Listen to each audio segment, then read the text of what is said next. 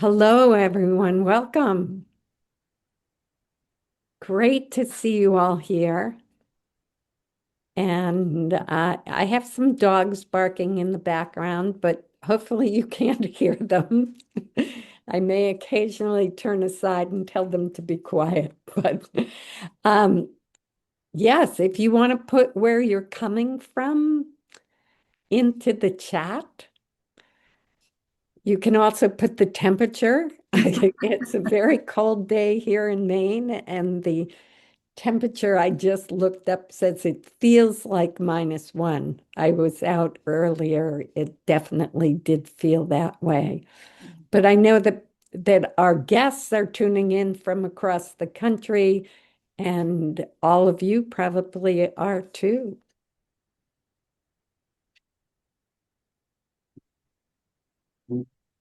So, um, today's reading will be recorded and it will be available on our website afterwards if you miss any part of it, or if you decide you want to share it with friends, just send them to thepoetscorner.org for the recording.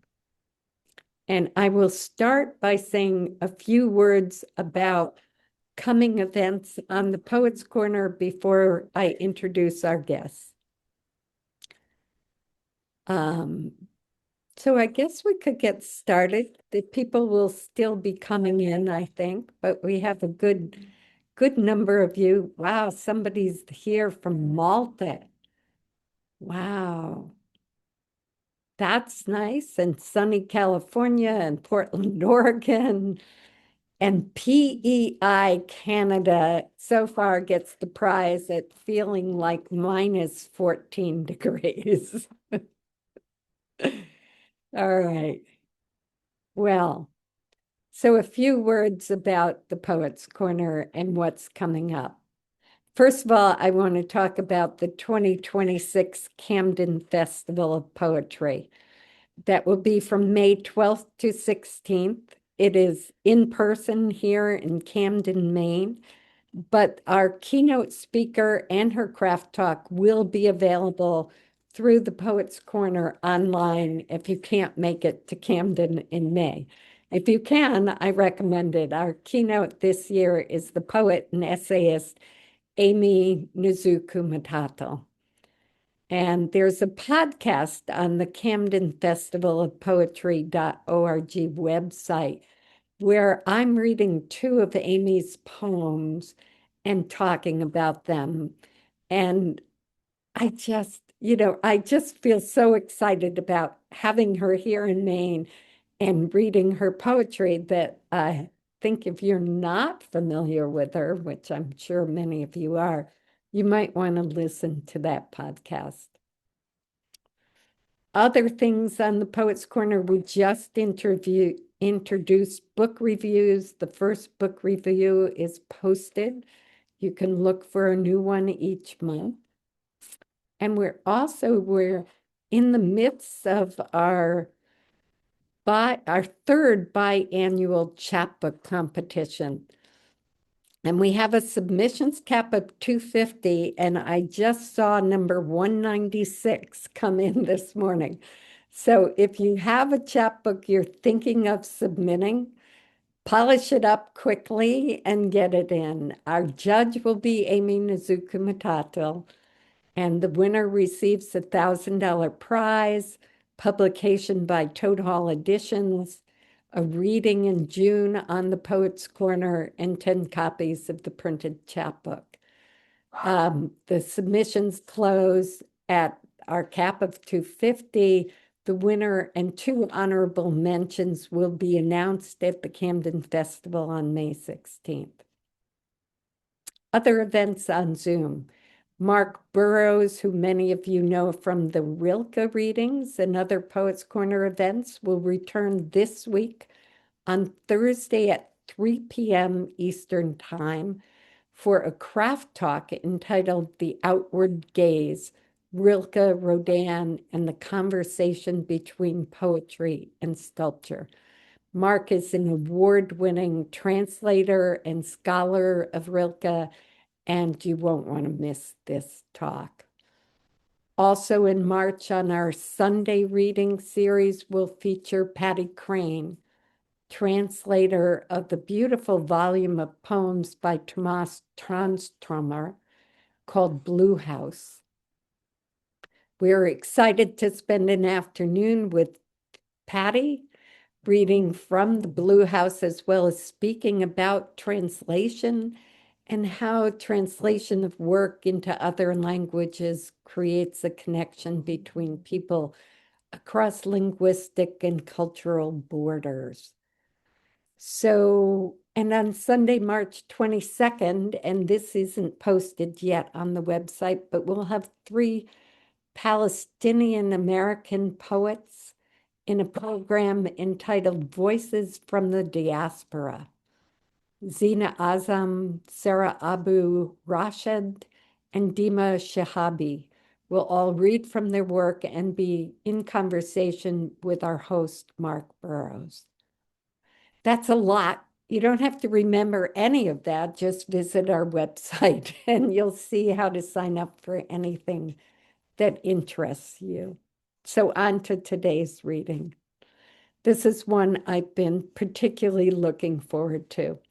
We bring together poets, some of whom know each other, or they read each other's work, or simply have a connection that we think makes a spark, and one that's much needed in the midst of these dark winter months that are kind of dark for many reasons for some of us. But that's why we invited Carol, Jeffrey, and Didi here today to read. I'm going to introduce each poet in turn, invite them to read, and then afterwards we'll have a conversation together, and you'll have a chance to put questions into the chat for our poets. So let's get on with today's reading. First up will be Didi Jackson. Didi read on the Poets' Corner last January some of the poems from her beautiful book, My Infinity, which includes ekphrastic poems written in response to work by Hilma af Klint. It inspired me to go to the Museum of Modern Art in New York last spring to see an exhibition of Hilma's watercolor paintings because I had never seen her work before. And I love seeing the interplay in Didi's work between color and words and images that splay and display across mediums, channeling, in a sense, another time, another artist. Didi is a Dean's Faculty Fellow at Vanderbilt University in Nashville, Tennessee, where she teaches creative writing, and she's also certified as a Tennessee naturalist. I understand she's zooming in from California after a week or more without power as a result of the ice storm in Tennessee. So welcome, Didi. And All would you right. Thank you. Thank you, Meg. And I want to say thank you to everybody there at the Poets Corner. And I feel so lucky to be reading with Carol and Jeffrey. And I'm actually in Virginia. Not, I You're mean, right. I I'm got happy to that be in wrong. Virginia. California might have that beat though a little bit.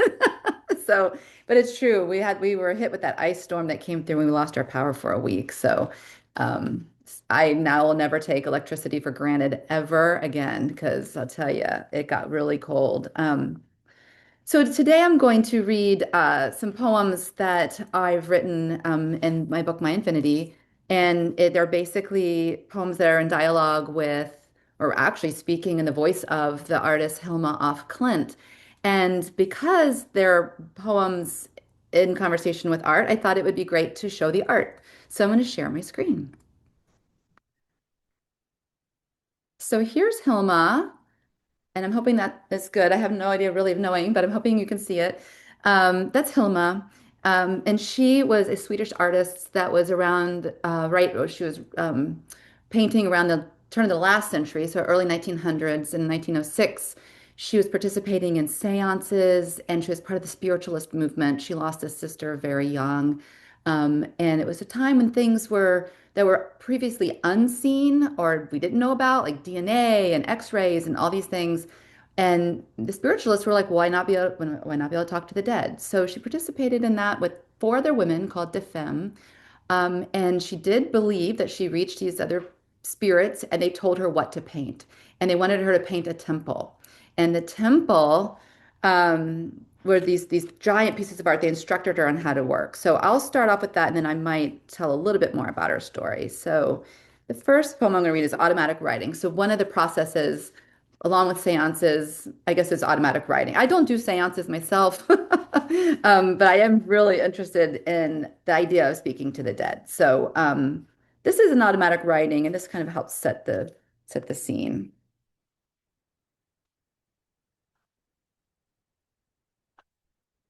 The automatic writing of Hilma af Klint, and I have an epigraph by her. It was not the case that I was to blindly obey the high lords of the mysteries, but that I was to imagine that they were always standing by my side. And this is in her voice. I wanted to see the invisible, those interstates of light beams that click easily into place like the months on a calendar, the imponderable lines that mark, then puncture a hole into the next life, a place without grass or dirt, without all that is tangible in this world. I learned the price would be high to enter the trance and talk with those who were able to drag themselves from bliss toward all they might want to forget. I pounded on the door to unlock another reality. Look at my hands as they scribble the words decipherable only to me, dictating in automatic text the language of the dead, like the alarm calls of birds or the soft companion calls they make to keep track of each other. Look at my wrists spiraling like a small snake sliding from its skin. See as I catch with each character all I need to know with my pen.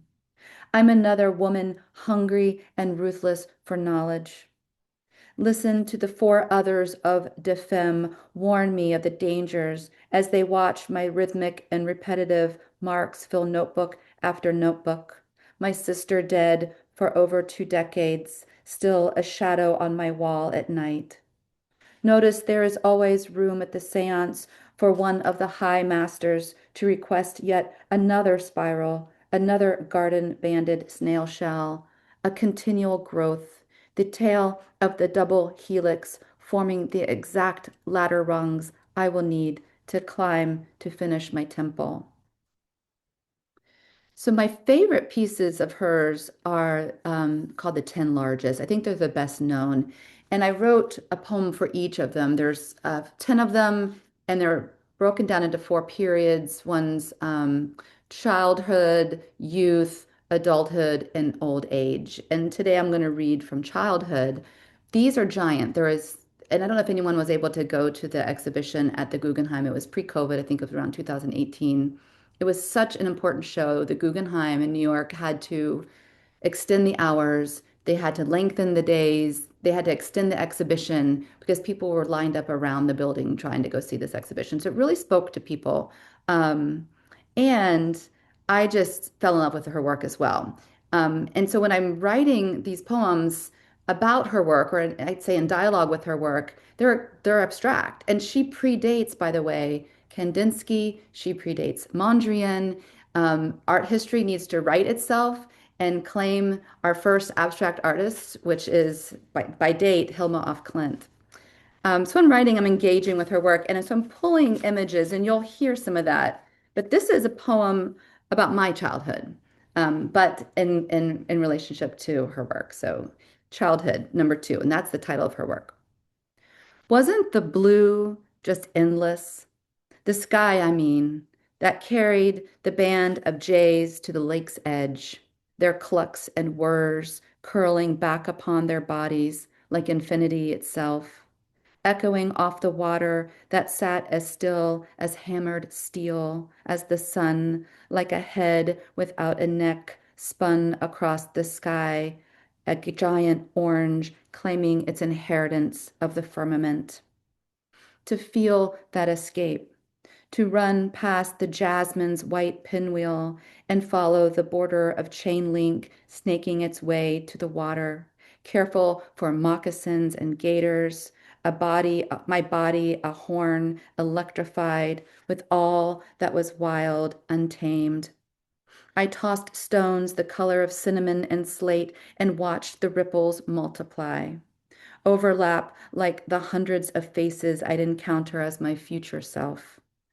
I'd risk the savageness of the muck and cattails for my father's rage inside the house. Always a storm of words under our roof. Once, on the day there was a solar eclipse, a fox darted along the lake's shore, then up into the neighbor's bed of roses. She was the keeper of the kept secrets, of the destroyed stories, the escaped dreams, the sentences never caught in words. She was my Sibyl, my sister, a piece of the fire inside of me that blew away. I should say I was raised in Florida. I grew up in Florida, so i.e. the moccasins and the gators. Um, so I'm going to also read a poem of hers. I'm keeping track of time. I want to make sure I'm timely. She also has a series. She had various series. She had this primordial chaos series. She had an Eros series. She had this Tree of Knowledge series. And it's interesting because the show at MoMA this past summer were her botanical drawings. So as you can see, if you were able to see those, I mean, they're botanically accurate. But here, oops, oh no, sorry, I'm getting too excited. You could see the elements of botanics that are in her work, but are all abstracted. So the Tree of Knowledge is another one of her series. I'm going to read from that one. The only thing that I think you need to know about this is that this knot at the bottom here is called a witch's knot, and that's what I'm referring to in here. The Tree of Knowledge, and I have an epigraph. That was communicated to Hilma from the High Masters. You no doubt understand that it is necessary for the human soul to be divided into two halves on the astral plane. The Vikings believed the boughs of an ash tree could reach to the heavens, believed its roots could thread hell. This, the helicopter seeds, the tree that turns gold or blood red in the fall, like a martyr dressed in the shirt of flame. The tree destroyed by the emerald ash borer, the tree that can change from male to female as it ages. In number 2, this painting, black and white swallows spin on leaf edges and along the axis of the trunk. They are as ancient as the tree itself, as ancient as the witch's knot at the base, 4 points for the 4 elements, earth, air, fire, water. Above, the liquid songs, the incessant circling, all remind me of the swallows in Greece, where I spent the summer after my husband took his life. He was only 44, the same age as Hilma as she started the painting for the temple. In Greece, I watched the wings skim the many eyes of icons, all rendered with their own suffering, now bearing witness to ours. And whenever I bend over, it is never to smell something sweet like a rose or gardenia, but rather to collect any yellowed leaves. Surely they are the way to tally the hundreds of hours he's been dead. Even the swallows have a dawn song, something they must wait on, count down to, be prepared for when the moment is right. Like Hilma, I want to decode it all, but I'll never know why I was left a widow. Only that the two swallows are me, dividing into two selves, my desire reawakening, my sorrow forever rooted. So I'm going to read a couple more poems. I don't know if anyone's ever heard of this idea of the bird. I'm a birder. I'm a birder, and I will admit it. I'll admit it proudly. Um, And there's this idea that the first bird you see at the new year will be your bird for the new year. So, because that's January, I thought maybe it's not too late. We probably all have seen some. Oh, it's not January, it's February. Time is going too fast. But I'm sure we've all seen many birds by now, but maybe for next year we can you could think about this. And the only reference I think in this poem that I might want to explain is I reference a Willendorf, the Venus of Willendorf, and she was the beautiful goddess figure it's prehistorical. So, and she's very round and very beautiful. So the first bird I see in the brand new year is a chickadee, and according to birders, it is now my theme bird. Industrious, curious, no jukebox of melody, but instead a 2 or 3 note simple song. The dropped tones of Hey Sweetie outside our bedroom window, where we rest a moment, naked, our desire rooting us to each other, our ankles like anchors, your coined eyes on my Willendorf figure, my freckles like splashes of sweet vermouth. It is winter, and the heat of the room tricks us into cracking a window to allow the smallest ribbon of yellow to touch the bed, then to move across your face like a honeyed blessing. I know the days of the calendar itch like fledglings, each at the lip of their nest, ready for flight, and that your parents told you not to wish your life away. But how esoteric of them, the old, though now we are the age they were, lip to lip, nose to nose, belly to belly. And on this cold day, I want to eat you, an excoriation of your body in the manner of the Eucharist. For if you become part of me, then I will know and help carry all of your suffering, and you mine. All right, I'll finish with one new poem just for sake of time. And my new direction, I've been thinking about Rachel Carson and Silent Spring, the state of the environment, the environmental crisis. And yeah, so I'm writing some poems inspired by her work, and then kind of still what's going on now. I have a cousin who's like my sister who's been diagnosed, received a really horrible diagnosis. So all of this is rather related. And this is titled, which is not the easiest thing to say because that's what's so ironic about this language of chemicals. It's broad spectrum chlorine insecticides. Imagine the poison of bullet. Imagine spraying the soil with a steady stream of bullets. Imagine eating bullet after bullet. Imagine all the bullets wedged deep inside your body. Imagine cellular bullets. Imagine those bullets passed on to your daughter. Imagine the bullet, the only baby she can have. Imagine the bullet tumor on her ovary. Imagine the sheets that cover your nakedness woven with bullets. Think of the folly of bullets, the sharp canine tooth of bullets, the tongue of each bullet licking the place no one else will lick. Imagine planting only bullets, watching the bullets root, deepen, spread across field after field. Envision the canyons full of bullets. See the fish as swimming bullets, the smallest, most essential organisms of the soil as microscopic bullets. See how the rocks resist the bullets, how they conceive of a do-over, a shift in the algorithm to not include bullets. But we like the music of bullets, their taste, their cool, slippery skins, the ease of our lives with so many bullets. We build layers and layers of bullets. Picture a bird pull bullet after bullet from the ground, swallow the bullets whole. Watch the birds do this time and time again every morning after the bullet rain has stopped and the sun lifts. Imagine the underground bullets grow and grow. Visualize the mouth of a dead ground squirrel gaping open like a bullet hole and stuffed with dirt from biting at the earth full of bullets. Thank you very much. I appreciate that reading. Wow. I appreciate everyone seeing everyone's faces.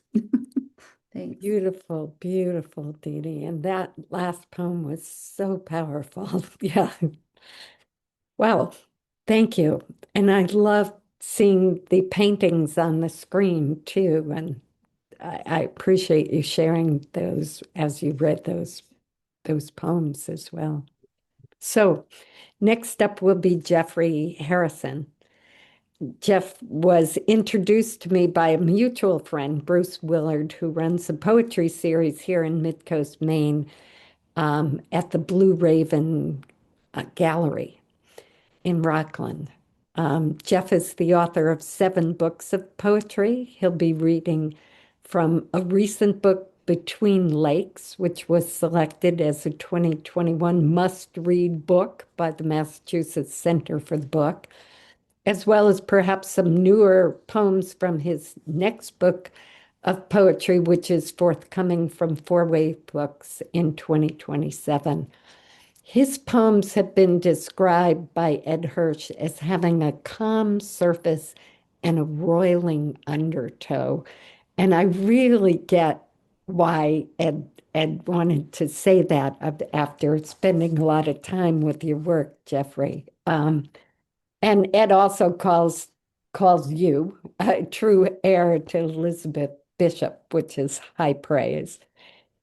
Your poems seem to grapple with the everyday that we encounter, the wilds of nature and the wilds of our family relationships. So, without further introduction, please welcome Jeffrey Harrison. Thank you, Meg, and thanks for having me. And Didi, that was a wonderful reading. You could have gone on a little longer, I think. Um, and I'm looking forward to hearing my friend Carol read after me. I'm going to read a few poems from this. It's not really a new book anymore, but it's my newest book. Um, and I'm going to start with a poem called Varnishing Days, which is really about comparing late spring to a painting. So that kind of carries on the ekphrastic thing that Didi started. The Royal Academy in London had this tradition that they would hang the paintings a couple of days before the show, and painters would be able to come in and work on the paintings while they were on the wall. So there's a reference to that. Varnishing days. These days between late spring and early summer are like paintings already hanging but not yet finished the week before the summer exhibition, still waiting for their final touches and smelling of linseed and turpentine. Everything fresh, the paint still wet, the taut sky primed with a wash of blue. The Siberian irises not yet unfurling, their buds still tight, look like paintbrushes saturated with ultramarine. Buttercups spatter the meadow with yellow. From an arbor of scribbled vines, blossom clusters of wisteria dangle, glistening with last night's rain. A wood thrush calls in liquid trills from deep within the background's mass of pale, soft greens. The air chills while the sun warms the scene. May these days remain unfinished a while longer, with no artist jostling his way in to apply some final flourish or a coat of varnish that will only darken. Let the bumblebee fumble among the blossoms. If you saw that movie, Mr. Turner, about Turner, there was a scene where he comes in with a flourish and finishes a painting. Um, and actually, I'm going to try to share my screen if I can now and read a poem about. It's about a. Can you see that? Yeah. Um, it's a photograph by Gary Winogrand, and the poem is called "Girl Carrying a Suitcase." If I can just find it. Here we go. It's a little bit longer than that one. Younger in the photo than my daughter is now, 18 or 19, the same age as my wife when I first met her. She would now be not quite old enough to be my mother, more like an older cousin I saw only in summer and would steal glimpses of or find ways to be near. Just as I kept circling back to this girl's photograph in the exhibition to study again the way her body bent slightly to the right to offset the weight of her fabric-covered suitcase against the lighter raffia bag in her other hand, the tapered cut of her sleeveless dress printed with black-eyed Susans, one centered over a breast, and the way her silver bracelets gather at her wrists below the almost dimples on the inside of her elbows, the photo's shadowed foci. And since bringing home the postcard I bought at the museum shop, I've been searching her image like a figure recovered from my own past. Someone I almost recognize, though her head is veiled in glare, and her hair coming loose from her braids conceals the right side of her face. She gazes downward toward the sidewalk she has just stepped onto from the busy crosswalk, unhurried and alone amid the crowd of the city she is either leaving or returning to, but not arriving in for the first time. She is too unguarded, lost in herself, thinking perhaps of whoever she has just been staying with or is about to visit. Someone who, whether cousin, friend, parent, or lover, must surely adore her. If only I could find her and show her this photograph, which almost certainly she has never seen, since it was printed for the first time only recently, decades after the photographer's death. Or at least send her this postcard I've been keeping on my desk these last few weeks, giving this stolen glimpse of her past back to her, so she too might be taken by this young woman who was once herself, like someone held dear who left long ago, then one late afternoon shows up at the door. I have to unshare here. Here we go. Okay. So this book has about 20 or so poems about my father, my relationship with my father, and his death. Um, and I'm going to just read one of those, I think. It's called My Father's Sweater. Okay. My father's sweater. I'd almost forgotten about the Norwegian sweater I borrowed from my father when I was in college and wore so often that its intricate design of grayish creamy checks inside a navy grid flecked with a lighter blue became so much a part of me that even he began reluctantly to think of it as mine. Later, I sewed patches made from socks inside the fraying neck. I never gave it back, but over several decades, as the patches came loose, one of the elbows gave out and a cuff unraveled, began to wear it less. What a shock to find that sweater in an old footlocker at the bottom of his closet the week after my father died, its pattern as familiar as it was unexpected. When had he stolen it back? And why, since now it looked too threadbare to be worn? It felt like a game he had won posthumously, and I didn't mind that the joke was on me, only that the game was over. Now it would always be my father's sweater. What could I do but, trying not to rip it further, take it from the trunk, slip my arms through the sleeves, and pull it over my head? And here's a short poem um, about um, my father and my brother. It's a dream poem. Um, my brother died in 2002. He killed himself. Um, and I've got a lot of poems about that in a different book. That was a while ago. And then my father died in 2012. And then I had this dream at some point. It's called double visitation. There I was with my father again alive, walking around the backyard together. And I hardly noticed that it wasn't our backyard, or that he looked like he was in his 50s. We were laughing at something, joking around, each comment making us laugh even harder. But then he was crying, and I didn't know why, his face contorted, unable to speak. I turned and hugged him and whispered in his ear the words I wanted to say and he wanted to hear. And as if I had uttered some magic formula, I found myself sitting in a movie theater beside my suddenly alive again brother. The movie ended, and as the credits rolled, we both agreed that it was good.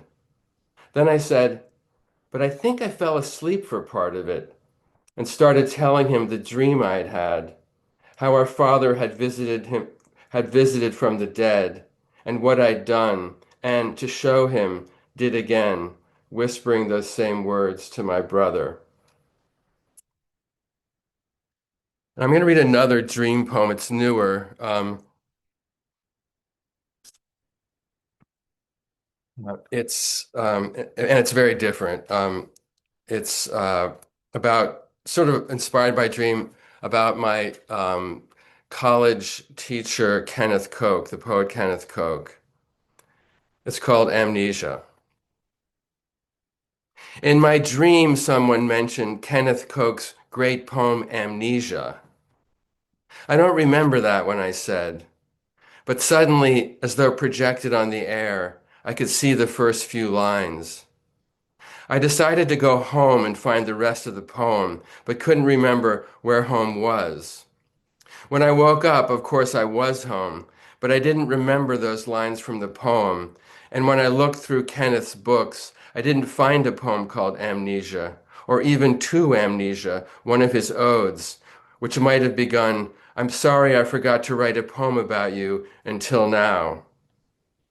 Remembering that the internet remembers everything, supposedly, I Googled Kenneth Koch plus amnesia and found a poem called Amnesia in the online magazine Jacket by the Australian poet John Kinsella, but dedicated to Kenneth Koch.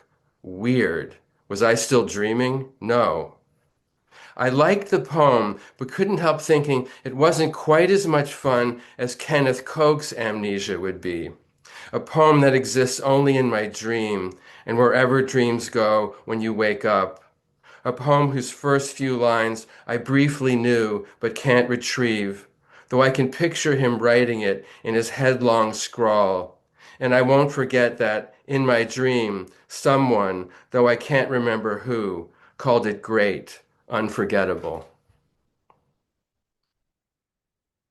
And now I'm going to share my screen again and end with um, a poem. Actually, this sort of ties in with Didi's poems about Hilma, who I also love. Th this poem is about Nikolai Astrup, a Norwegian painter. Where's the share? Okay, there it is.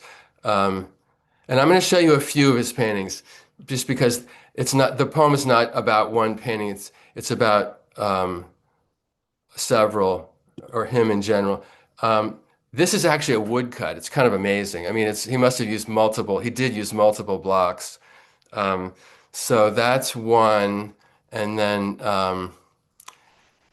let's try again. So then this gets referred to.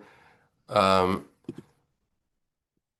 these are marigolds, and that's a woodcut too. He's got paintings of that, of the marigold marshes, and then I'm going to just do one more, and then I'll just maybe just leave that one there. That's this the summer festival, uh, which I refer to in the poem too, the Midsummer's Eve. Okay, so I guess I'll Jeffrey, just would you tell us again the name of this painter? The painter's name is Nikolai Astrup, and he's Norwegian. He's really well known in Norway, and like Munch owned some of his paintings. He's not that well known here, although there was a show of his work at the Clark in Williamstown a few years ago, which made him a little bit more well known here. Okay, so it's called Raw Colors. For him, the glistening streams running down the mountainsides still sang the ancient songs, although less audibly than during his childhood, when, to escape the gloom indoors, he climbed onto the turf roof, thick with grass and shrubs, to pick raspberries under the cloud-animated sky. The mountains encircled him like elders less stern than his father, the pastor, who warned him that whatever gave him pleasure was a sin, even sledding, and later painting. He wanted to wash himself in the region's raw colors and apply them untainted to his paintings and woodcuts. The lake's cobalt, red splash of rowan berries, copper glow of a mountain's dome at midnight, and for the valleys in spring, his poisonous greens. Anything that hadn't been there when he was a boy, he left out. And what had vanished, he added back in, the drained marshes yellow with marigolds again. He kept returning to a birch grove like a recurring dream, where two of his daughters, wearing crimson dresses, picked mushrooms, bending down in unison as though bowing to the stream rushing by as the foxgloves looked on. Even the boulder topped with moss was frosted with, even the boulder topped with moss and frosted with lichen was alive. And the bonfire on Midsummer's Eve was a god of flame leaping high into the violet sky, its great plume of smoke snaking over the valley, while revelers danced on the mountain's green shoulder, and he watched from the edge and took it all in, feeling the heat of the fire on his face. Thank you.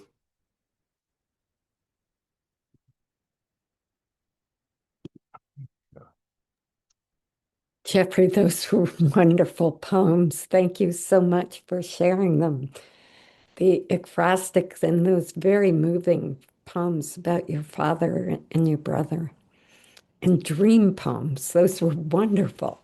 Anyway, we'll move on. Our final reader will be Carol Moldaw. I'm thrilled to have Carol on this program. Her book, Go Figure, which was published in 2024, has become one of my favorites, as you can see by all the pages that I've marked on that. She's the author of 7 books of poetry and 1 novella. And in 2022, she was the artist in residence at the Merwin Conservancy in Maui. So I'm very jealous or envious of that. She lives in Santa Fe with her husband, Arthur Z. But I understand she's zooming in from California today. Her work often responds to the natural world, human relationships, and to art. So with no further ado, please welcome Carol Moldaw. Thank you so much, Meg. That's wonderful. And it's a really special pleasure to be reading today with Didi and Jeffrey and have a chance to hear them. So, and to sort of think about threads of themes within our work. So I'm going to read just from Go Figure, and the first few poems sort of explore the theme that runs through of figuration and the relationship between maker and muse and art and life, and just different takes I had on it. On being mused upon. Reading his poems, you recognize yourself in intermittent, isolated images. Your scent, your nape, your hair, an arrangement of flowers you once placed at the center of a long table. It adds to evidence that you are being seen, which is not, you hope, the same as being watched. a thing you don't want. Still, you wonder whether the piecemeal you and she resemble at all your version of who you are. You may be seen, but your nature is to feel disappearingly visible as vape smoke, as the scentless rings your daughter perfects as she begins to separate her identity from you both, from how or how not she is seen. And the next poem is the title poem, and the first images come from Khajuraho, which is a Hindu temple in India. I think it's a World Heritage Site, and it's covered with erotic sculpture on the outside, and that's where the poem starts. Go figure. In her and her and her I saw myself, in carved sandstone, a voluptuary, my neck coiled to face my back twisted to pinch and raise for inspection a small patch of almost out of reach skin. One foot planted, the other on toe, my toes on a narrow ledge high up the temple's facade. I'm unfazed by gaze of mason, acolyte, or tourist. And in her, also slightly coiled, rising out of the bath under a painter's gaze, I saw myself stepping over the tub's rim, sideways into the easel like a towel. You call me by the painter's name, a Lautrec, a Degas. Myself in veined marble, my towel now draped like a veil, or etched in a notched crosshatch illusion of fishnets. Hewn in block, empaneled in canvas, versions sketched, filmed, celluloid, digitized. Countless iterations find me poised as if alone at the mirror, examining eye, lip, brow, brush and palette in hand. The mirror goes back to grit, a sand that can't reflect but absorbs the noon sun I peer up into, as into a museum's directed and calculated light, as into a church's perpetual dusk, cinema's blackout velvet. Well, I didn't think to have this on my computer for a screen share, but the next poem is called Painter and Model, and it's after Lucian Freud's Painter and Model. And it's pretty easy to find, but I'm sorry I don't have it for you here. Maybe you'll form your own images of it. Oh, and I want to say that the model painter in the poem is Celia Paul, whose work, both her painting and her writing, were quite important to me in the writing of this book.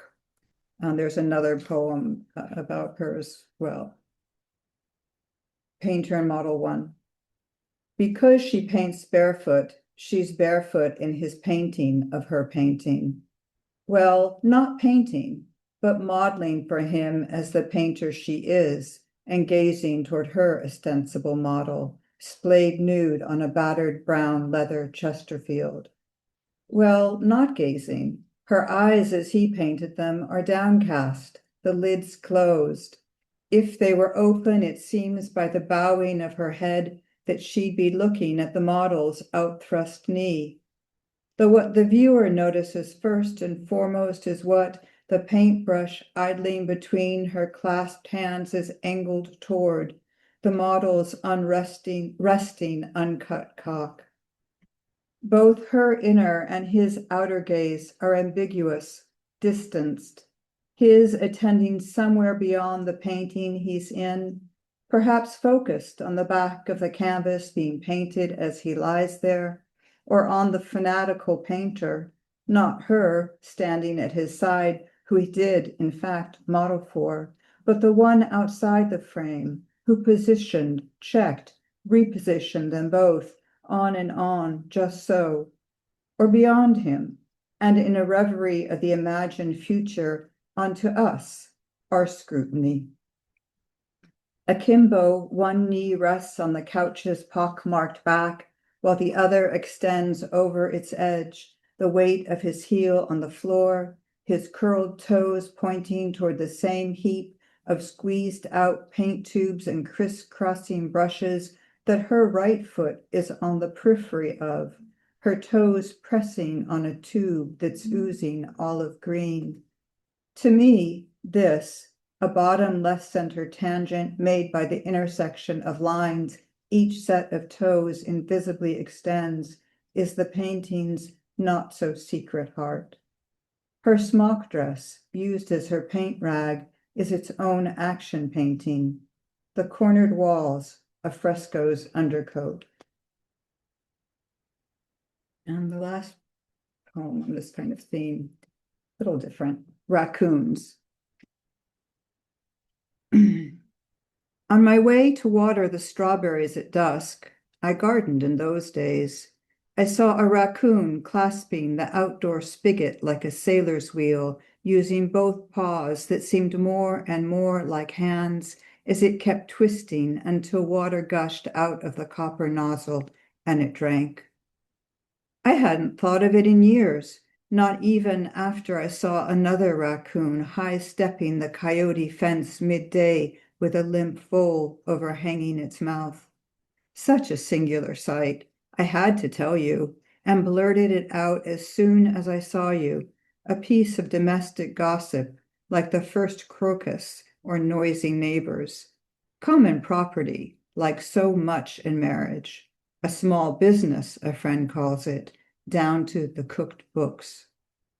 Only later, after I spotted the raccoon sauntering through a line in one of your poems, only after the pressure cooker of my displeasure caused you to recast your raccoon and vole as skunk and mole, did I flash on the one I'd seen decades before.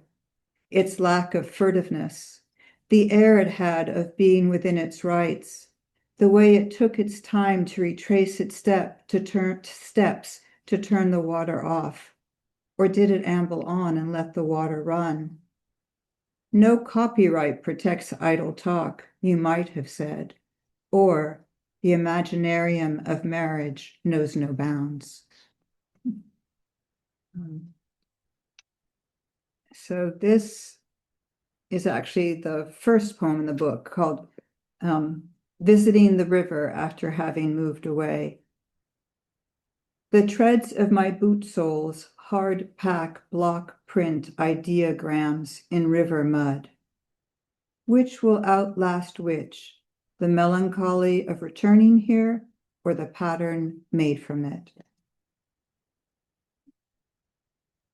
Let's see. And this next poem is called Night Piece.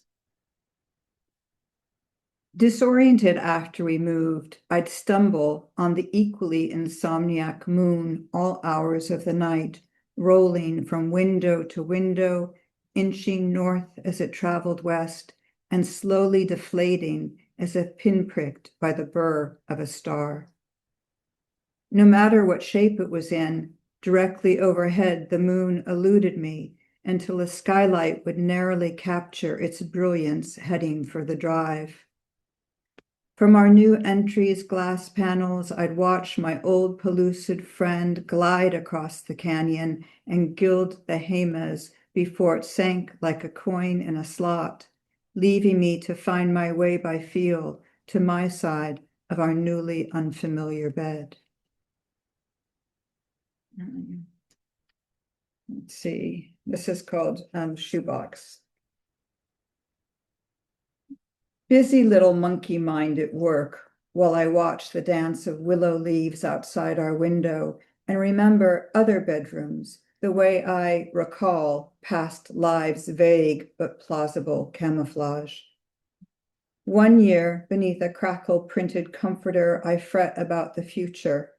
Another day, fanned out on a terry cloth chaise, I pine for the past, for the bristle-haired troll dolls I kept in a shoebox when I was 10, and the lined index cards on which I wrote unconnected nouns over and over, each a skeleton key keyed only to itself, unself-conscious as a series of selfies.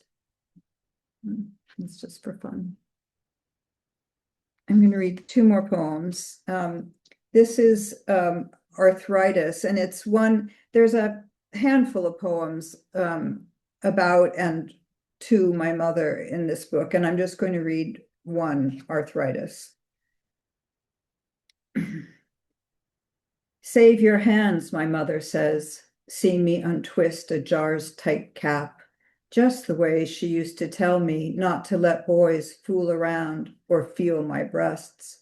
Keep them fresh for marriage, as if they were actual fruit.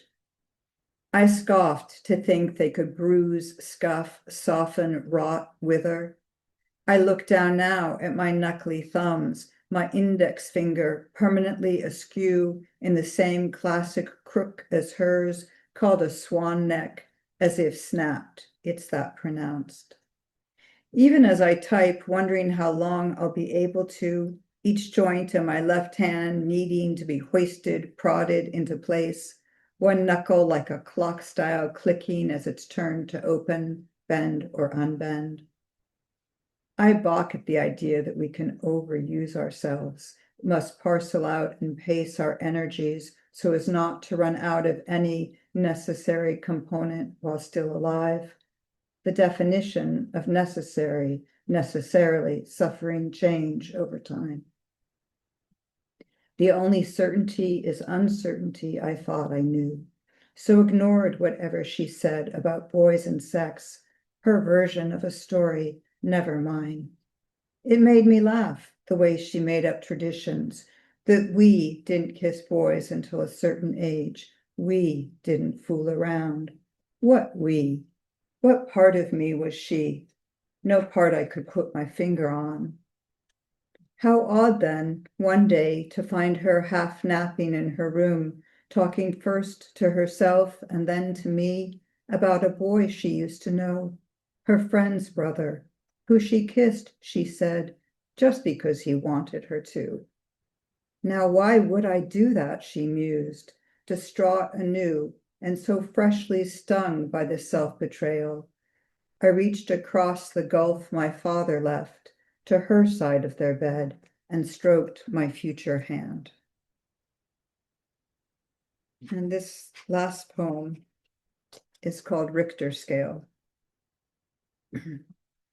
If this were a crowd-sourced blueprint for the resistance, it would tell you what action to take, but it won't, it can't, isn't, I'm afraid, built that way. It wants instead to daydream, to remember a sunset when a bevy of deer vogued in the meadow, all looking up at the same time while grazing, all five tilting their heads at the same angle, their tails held up like rattles about to twitch. I scroll news the way my father followed stalks, sensitive to the smallest tremor. A seismograph, a lie detector needle, my pen, its doodles on the scratch pad. In slow motion, who can tell which way things will fall? History, in real time. The deer scatter when I blink. Thank you so much. Wow.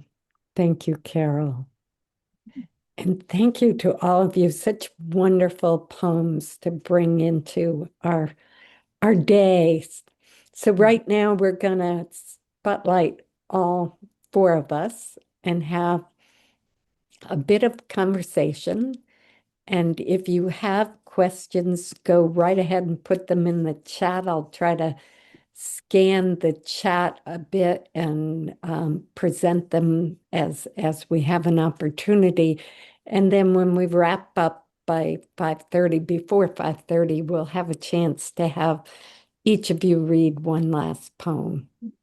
So I wanted to start a little bit on this theme of ekphrastic poetry, because each of you read very different ekphrastic poems. They were done in response to abstract paintings, realistic paintings, sculpture, I think, and Jeffrey's poem Girl Carrying a Suitcase to a Photograph. So they're both realistic and abstract, and I'm wondering what it is that inspires you to write in this way. And how do you select your subjects, or do they choose you? And maybe what would you say to somebody who wants to try writing in this ekphrastic form? So it's open to any of you to start here.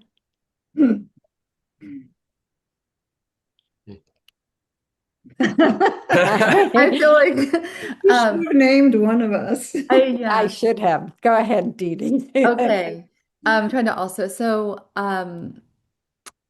I love writing ekphrasis. I taught art history for a while. So for a while, I couldn't really see or think about poetry without thinking about the visual art. Like a type of poem was a type of art in a way for me. I mean, visually like that. Like what's a Jackson Pollock poem and what's a Frida Kahlo poem? And but I also, I think ekphrasis allows for me to write about things I want to write about, but with something else supporting it, which is the visual art for me. So it's, instead of just me just saying the thing, which might be very kind of like a feeling more like a journal entry or something, I have something else that I'm like ping-ponging back and forth with. And so for Hilma, whose work was just inspirational, and I didn't even know about her. I went to New York for my birthday, the city, and I said, "Oh, there's this show that's going on, and I've heard a lot of hubbub about it." And it was the last weekend that it was going to be available, and it changed everything for me. And I immediately wanted to tell her story. Um, but that becomes a prose book. And so how do I do that? Well, through her voice and through her artwork, of course. So I will let Carol or Jeffrey add that they might want to add to that. Should I go next? Sure. Well, for me, it's like anything else. You know, if something happens to you that's really amazing, you want to write a poem about it. You can't always write a poem about it. So you can love a work of art, and you can't just set out to write that poem.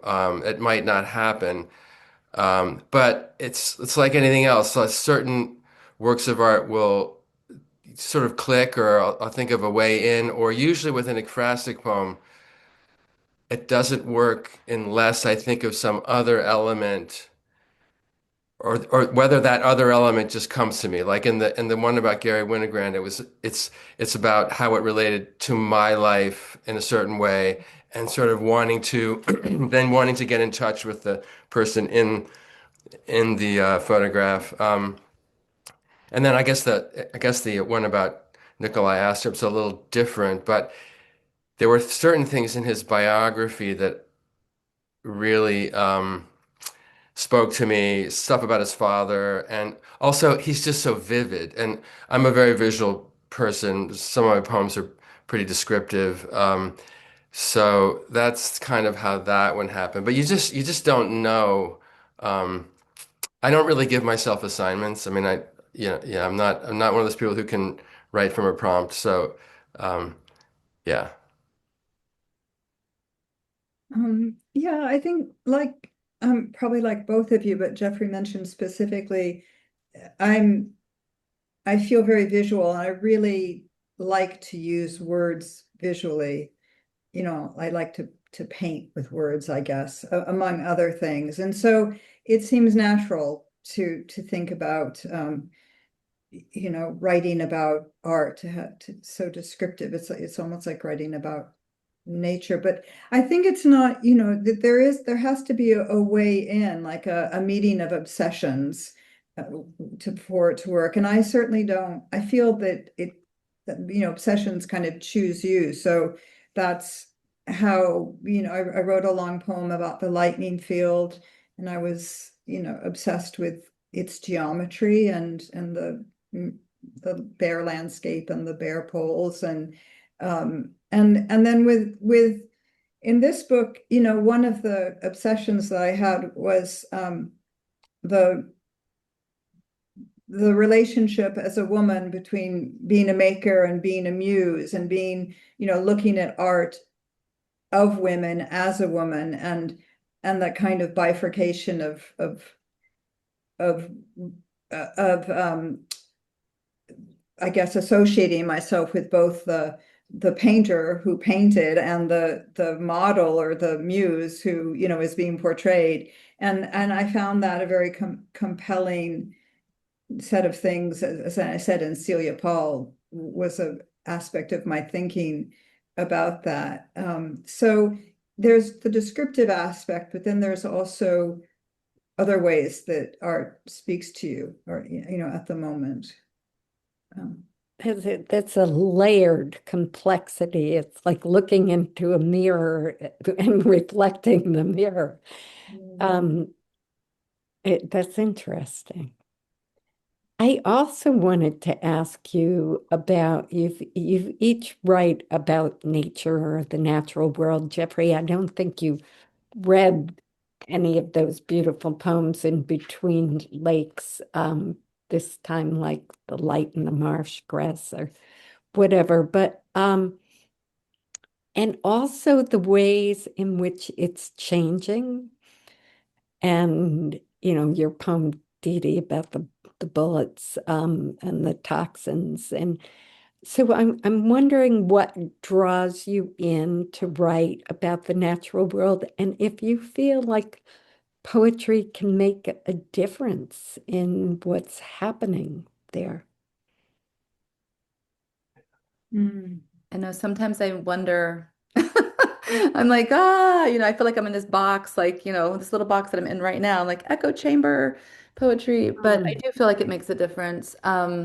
I have to believe it makes a difference. I have to believe it's going to reach the right people at the right time. Otherwise, I don't know that I could write anything, but um, I I can speak for, I grew up in Florida, which I've mentioned in that one poem. So it's so funny. I'm writing a poem by a Swedish painter from the early 1900s, and the content of the poem is Florida in the 70s, So, but I loved thinking about that because that's the universality of visual art and poetry. But I grew up outdoors. I was just outdoors all day, every day. I loved it. I love that I grew up in Florida in the 70s. It was just a wild, wild space, and it always was important to me. And as a young girl who did have, a lot of fighting and arguing, and I think Mary Oliver talks about this as well, that she just kind of escaped into the woods, and that became an escape place, and it became a familiar, comforting place. Even though I know nature can be very dangerous and deadly too. Obviously, moccasins and gators were right, at the end of my in my backyard. And there's also the story that was going around that if women were in the woods and they came across a man or a bear, which would they rather see? And they're all choosing bear, I guess, overwhelmingly. I hadn't heard So, that. yeah. So there's that. But yeah, so I've always been interested in it, and that's I think it's diminishing, it's dwindling. I've watched Florida get paved over everywhere I go. I feel like I'm seeing just construction and building, and I'm hoping that, what the little thing I can do. I think my husband and I got in an argument one time. I was like, it's all going away. It's all happening. What can I do? What can I do? I was just spinning in anger and frustration. And he just looked at me and said, write your poems about it. Just write about it. And he was so right. So, um, I just read, and it's been out for a while, but Terry Tempest Williams' book, When Women Were Birds. yeah. And there's a whole chapter on people writing about Utah's wildlands in a book called Testimony, Mm, mm. and how it was read into the congressional record, and that writing did make a difference in that case. For me, I grew up in Cincinnati, but sort of outside the city in the country, and I spent all my summers in the Adirondacks. So I just had this affinity with nature from the beginning, and I also just like to write about what things look like. That's that visual aspect again. Um, and in terms of making a difference, I mean, I think it does. I mean, there's a lot of different ways, probably. One of them is that, especially now when there's so many screens and some younger people spend so much time on them, just making that it's kind of a low bar, but like Right. making them realize that there's a physical world out there that's beautiful and uh, yeah. So that, I mean, I think that can make a difference just to get them to see something in a different way or anew. Nice. Um, I'm not exactly sure how to answer the question. I mean, I grew up in Northern California, actually close to where I am right now. And and there's so much natural beauty, and it just, I feel like the outside world and one's psyche are very entwined. And so it's not so much a choice to write about nature, it just sort of happens, and again, it's the visual aspect and and that challenge of finding words to describe something that really moves you. Um, and in terms of making a difference, I think more about how it makes a difference to me as a writer to try to put language to things. And, I hope that when I do that, and it's from a kind of a authentic and rigorous place, that then it will make a difference to others. I feel like if I go down that road, that's a bad road for me to go down because, there is, so it's about sort of faith that the endeavor makes a difference, that the consciousness makes a difference, that whoever, comes across a poem, it could make a difference. And why do we write at all for that reason? Or, or the natural world inspires us to write. Yes, it inspires. I think that's the best way to Yeah. put it. Yeah. And it's a way of preservation in a way, writing about Mm. nature. Yeah. True, true, because what you're writing about today may not be here tomorrow, right? Yeah, like in that poem about Astrup, he's putting those marsh marigolds back in, they're not really there anymore. So he's trying to Mm, preserve it in a way. beautiful. Mm. So I encourage anybody who has some questions to put them in the chat. I did see just one, which was asking Carol, where did you live in Northern California? Well, my parents we moved around. I was born in Oakland, and I spent the first years of my childhood in Palo Alto and then Menlo Park. And then my parents moved to Atherton, sort of when I was leaving home. So, what's now the first time I heard the phrase Silicon Valley, I didn't know where it was, and that it's where I grew up, it turns out. I was like, oh, that's the apricot orchards, but no, no longer. Speaking of preserving. Yeah. Uh, um, I've always been fascinated by poetic friendships, like reading about Anne Sexton and Maxine Kumin, who left the telephone line open all day long and would pick it up periodically to share a line that they're working on or something like that. But Carol and Didi, you've taken that one step further. You're both married to poets. I don't know if you are, Jeffrey. No. Um, but I just wondered how your poetic relationships enhance or inhibit or inhabit your writing. I mean, I noticed some of it showing up in the poems you read, Carol, so maybe you could start. Well, yeah, it became a little bit of a obsession with me, but because, and I've actually had two relationships with poets, Arthur, who I'm married to, and my first husband, and I guess that's probably why I had developed a bit of an obsession about maker and muse, and I started to resents probably as, seeing oneself in somebody else's poems is a funny thing. And so, but I mean, basically, I think it's a very, it can be a wonderful, I would never call it a collaboration, but mutual support system.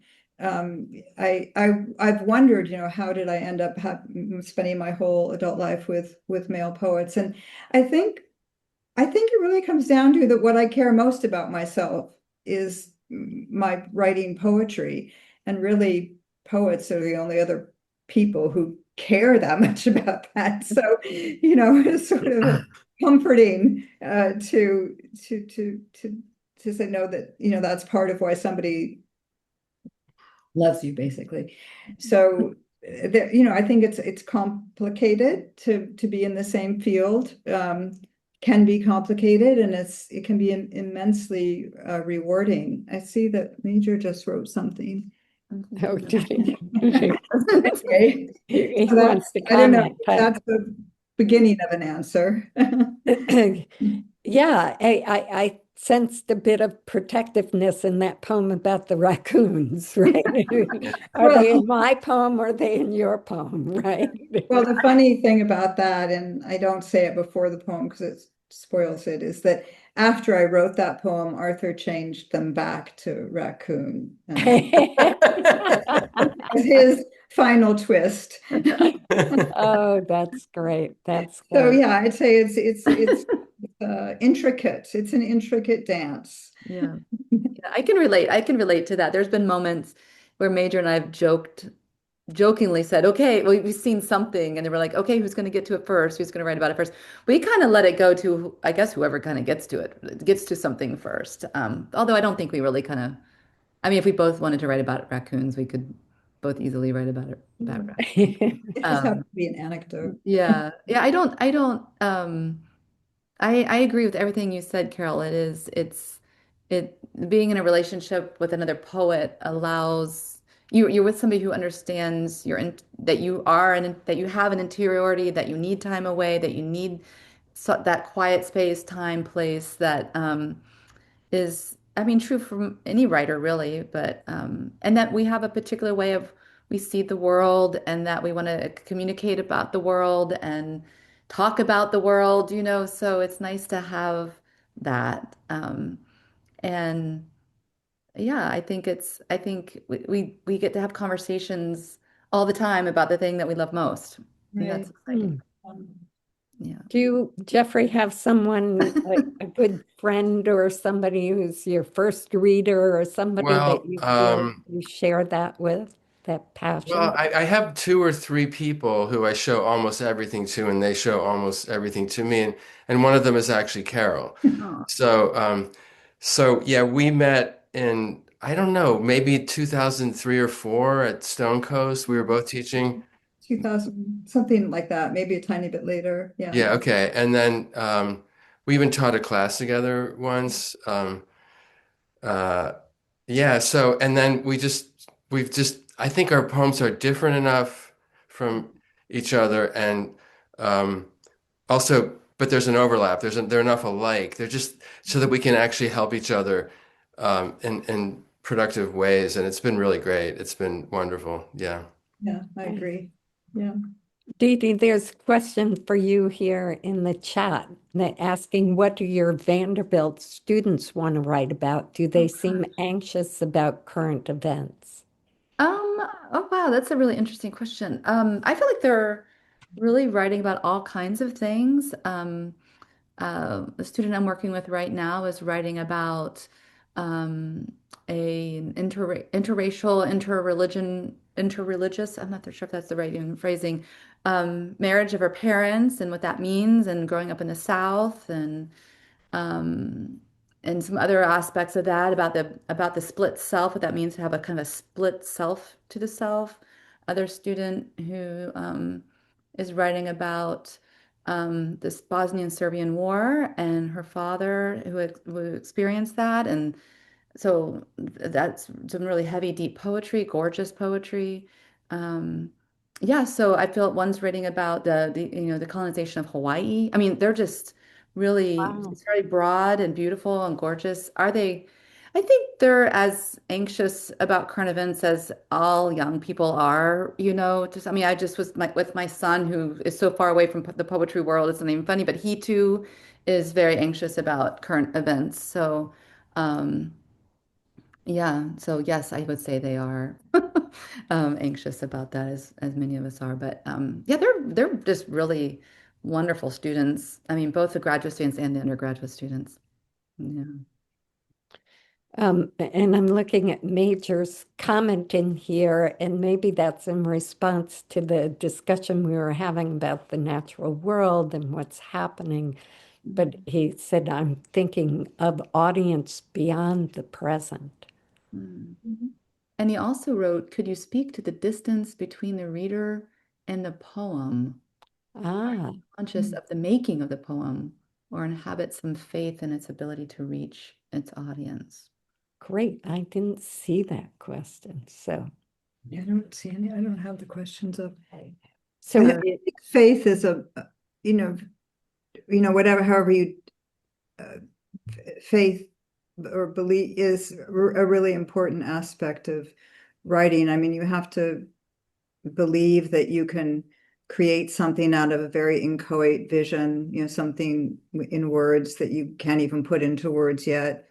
You have to have faith that it finds readers and that readers, Mhm. get something from it. There's just a kind of a trust. And for myself, that took me many years to develop. mm, I guess, anxious about my own writing, let alone the world at that point. Probably more anxious now about the world and less about my own writing. Yeah, Yeah. sure. did you, Jeffrey, want to comment to that question? It's such a complicated question. I was It kind of is. hoping I wouldn't have to, but I mean, it's, you're right. You're sort of talking to yourself and you're communicating to somebody, an audience. So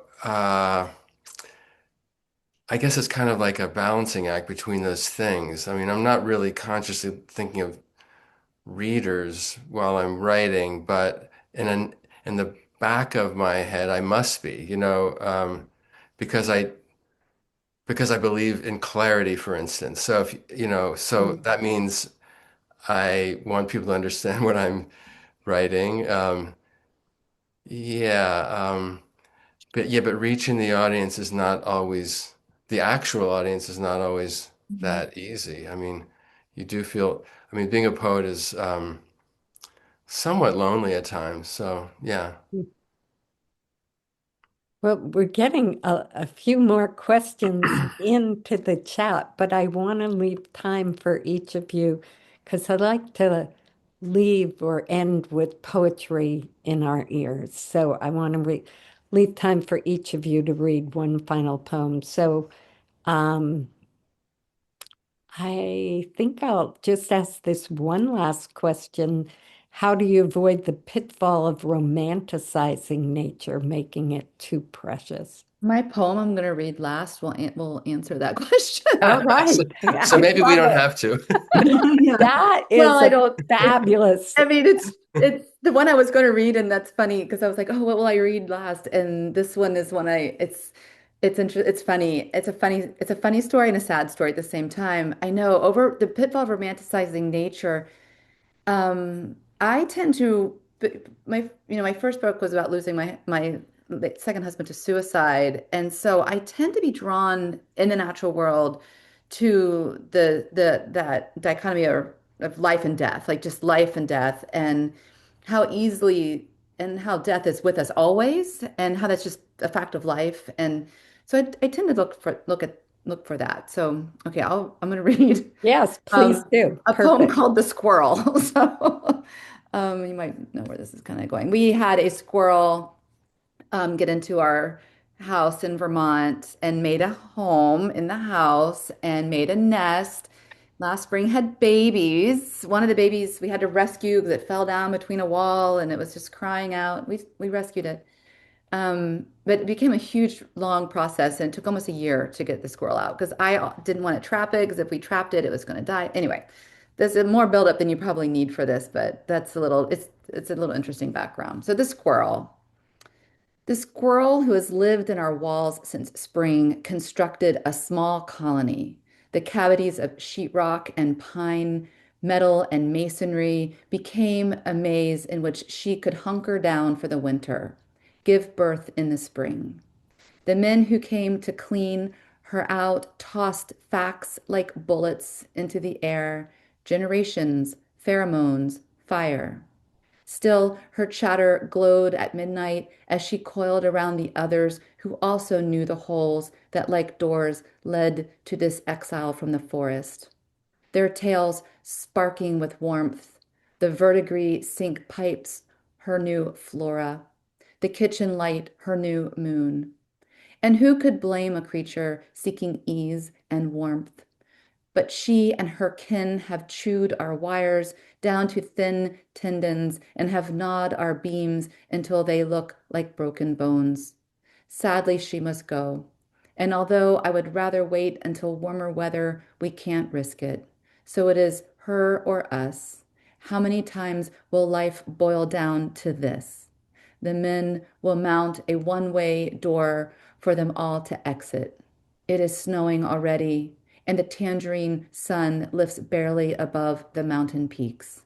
It is all too far beyond what I really want.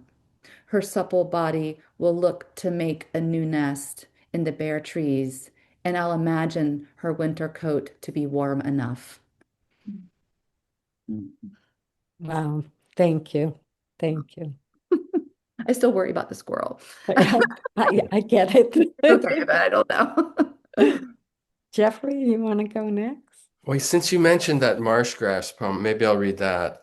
Um, uh, it's a poem that I'm trying to describe something amazing, which is kind of the most basic, one of the most basic ways a poem can start, but it's almost something impossible to describe. It's the way this light was going down these strands of marsh grass in the late afternoon. It's all one sentence too, so it's a little bit hard to read.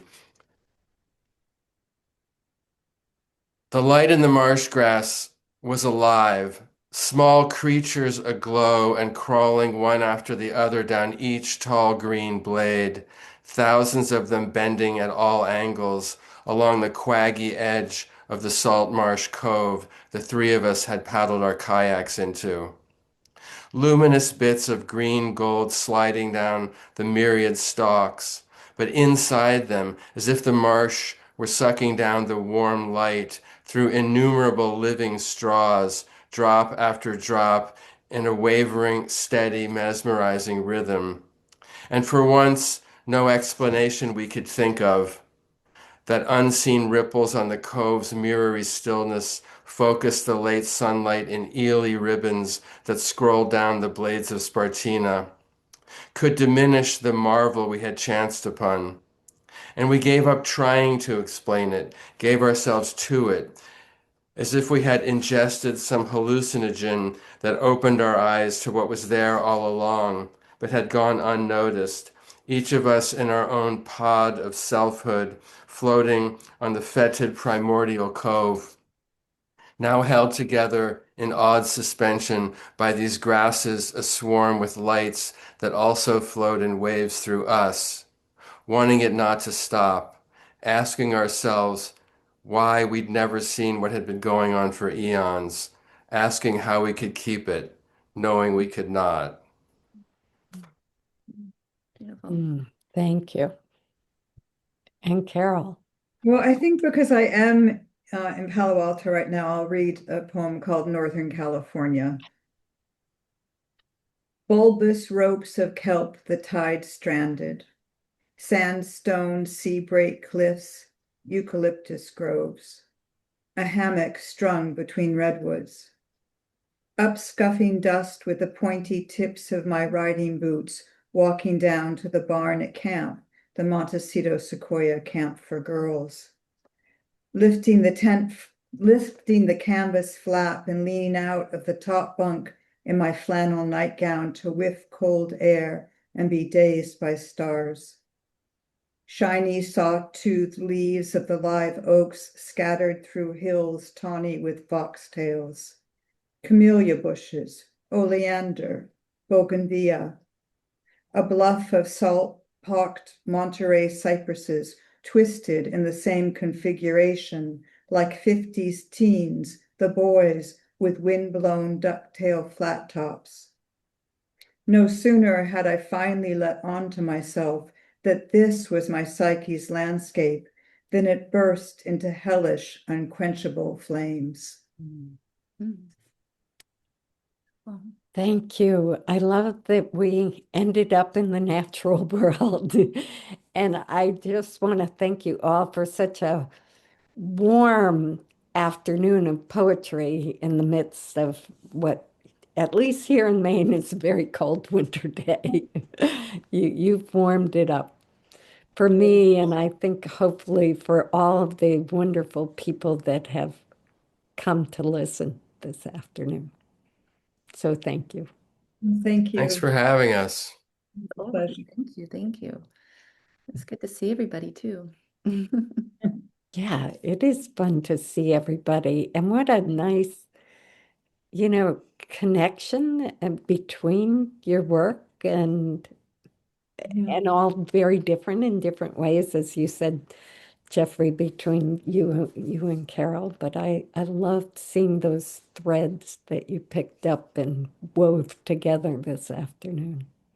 Thank you for having the three of us together. It's really lovely. Yeah. All right.